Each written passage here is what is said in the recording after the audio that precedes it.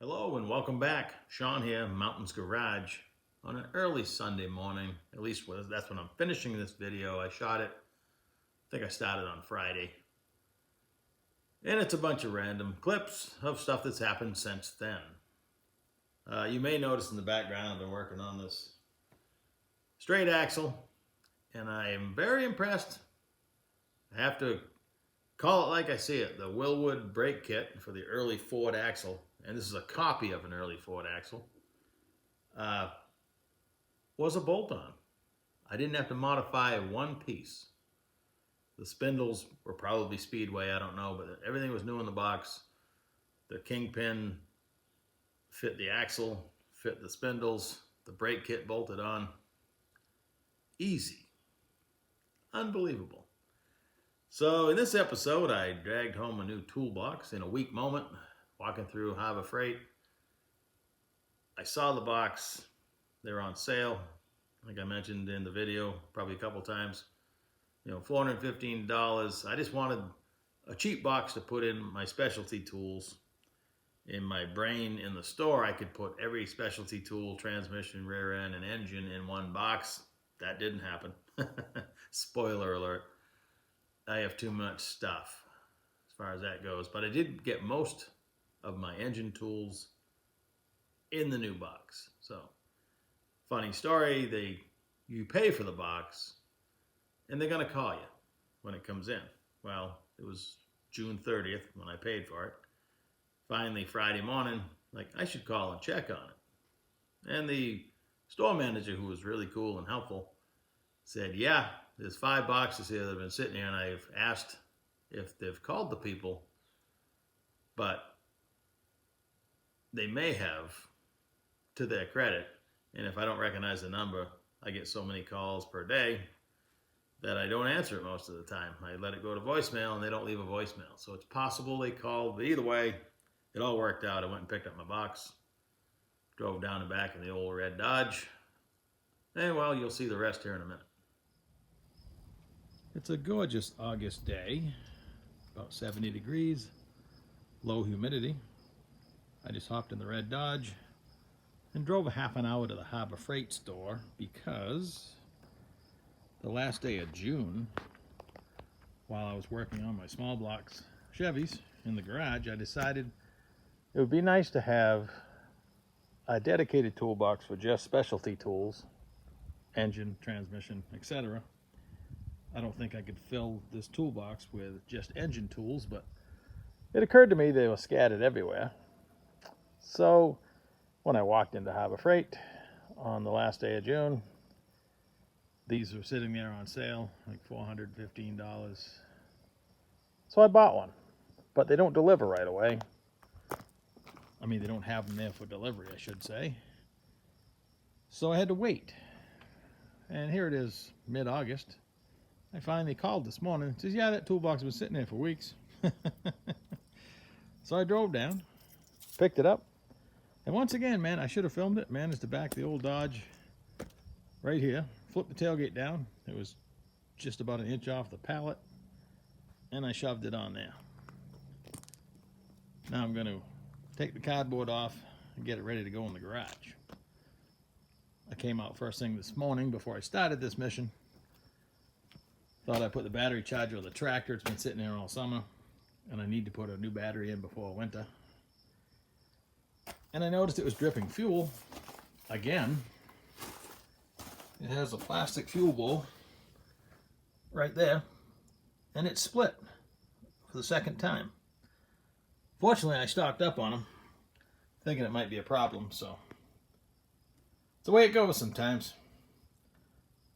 One project turns into another repair. With the help of the old Presto pallet stacker, I was able to balance it enough to put the wheels under it and the handle on the end. Put the drawer liners in just in time. I'm almost running out of shade here. Time to roll it inside. It's never new again. Once I roll it inside, start putting stuff in it, it becomes used. I still remember the day I rolled in my snap-on box that I still have and use in 1986.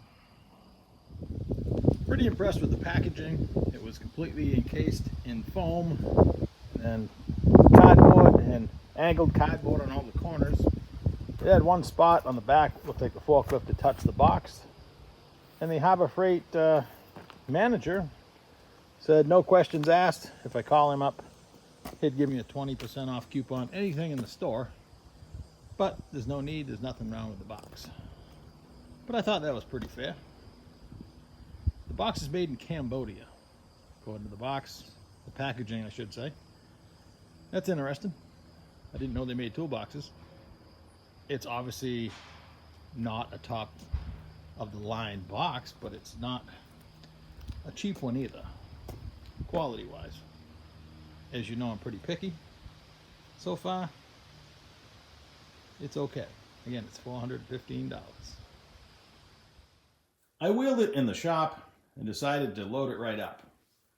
Initially thinking, wow, this thing has a ton of room. I'm going to put all my specialty tools in it. Rear end, transmission. Well, that didn't work out very well. I ended up putting a lot of them back.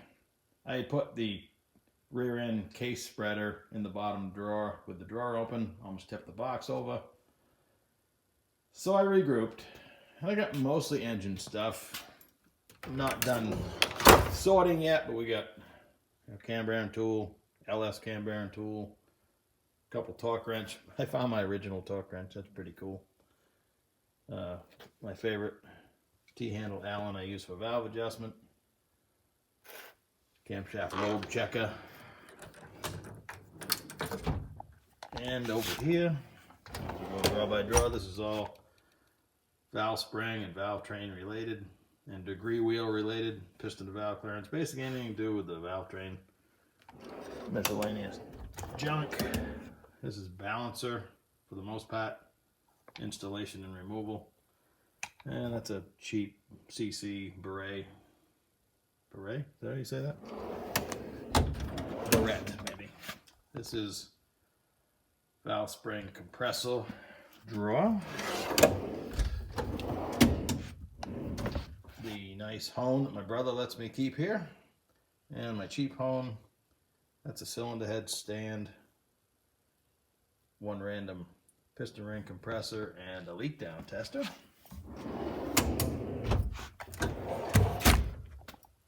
Oil pressure gauge tester, snap on. That's a transmission and oil pressure. Compression, a couple oil primers. Empty drawer, future expansion. It's the only one I got. Piston ring compressor, filer. That sets the ring square, if you can see it in the bore so you can do it. And this one is where I haven't finished righting my wrongs. I put all my bushing drivers that I own in one drawer. Weighs about 3 tons.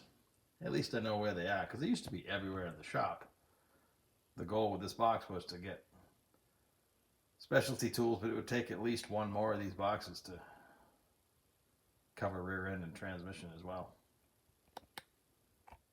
By comparison, my old Snap-on box I bought in 1986 for $1,800. The drawers aren't roller. Don't discard the side cab, because that's not in the conversation, but my Snap-on box itself is 4 inches bigger in every direction. Only 4 inches. But the capacity seems at least double. I love the way it's laid out, the big bottom drawer. There's some fat drawers on the side. These drawers are pretty fat, where the US General one isn't. So design-wise, you know, how many years ago? 1986. This is probably the better value still. Nowadays, they're not $1,800 anymore, and at the time, that was ridiculous for a toolbox. I remember it came with a tiny TV, and the joke was that I gave to my mother. She put it in her kitchen. She loved it. She used to watch TV while she was, you know, in the kitchen. And I used to joke, I bought a TV, and they threw in a toolbox. And I misspoke. It's a Yukon, not a US General. I don't know what the difference is, but I know the difference. You know, philosophically anyway, that this is not heirloom quality, where my old Snap-on one is probably still worth what I paid for it. If this lasts as long as that does, well, my Snap-on box is still going. Well, you know. Early Sunday morning, I came home to a pile of Turbo 400 cores. Not a bad problem to have. First thing in the morning, we have a medium length shaft Pontiac Turbo 400. I haven't looked at the year yet. Looks pretty clean. Got a short shaft Pontiac. They both have the same white tag tied on the bell housing. I don't know what that's all about. That one was a short shaft, 1968, with a newer modulator. Interesting. Got an HD Chevy case 4-wheel drive with a brand new modulator and a lot of silicone hanging out of the pan. These are always my initial impressions. And TH375, I haven't looked at the tag yet. The tail housing's loose. It's got the weird platypus looking flat tail housing and the 27 spline output.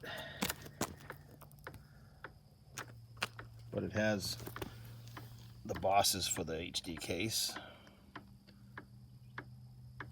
Interesting.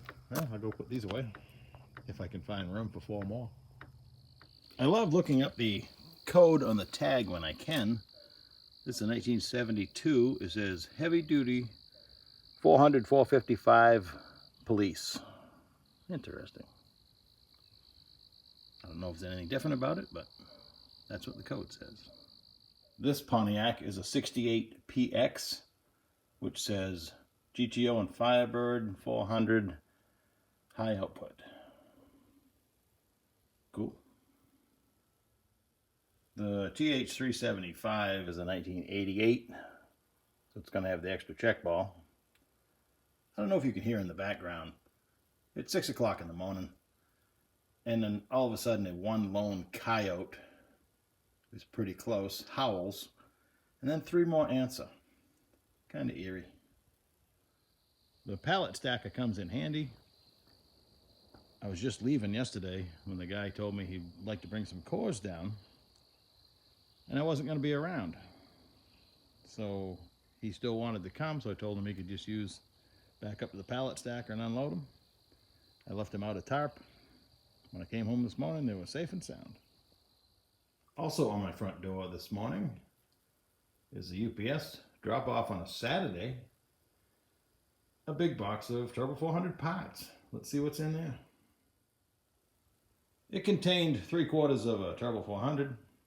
I love all the small parts. That's awesome. In this case, unfortunately, the lower unit got in a fight with the pump and the pistons in the box. And the lower unit won. It backed up the center sport a little bit. I can fix that, but that seal ring on the pump is no longer around.